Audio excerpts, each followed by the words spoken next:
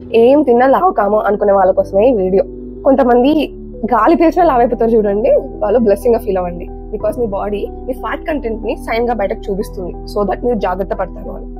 ఈ సన్నగా అయ్యే వాళ్ళు లావుగా ఉండే వాళ్ళని కంపేర్ చేయడం కోసం నాలాగా ఆలోచించిన వాళ్ళు ఎవరో ఒకరు ఒక కంపారిజన్ చేశారు.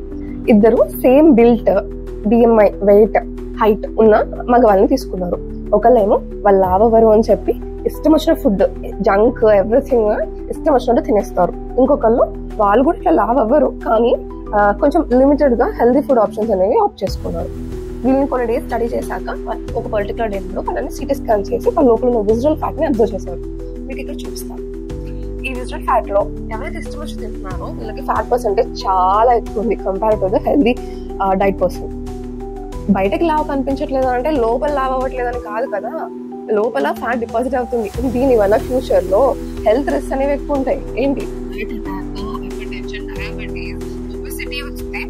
ఓవర్ ది ఇయర్స్ చాలా ప్రాబ్లమ్స్ వస్తాయి, మోకాళ్ళ నొప్పులు, కీళ్ళ నొప్పులు ఇవన్నీ.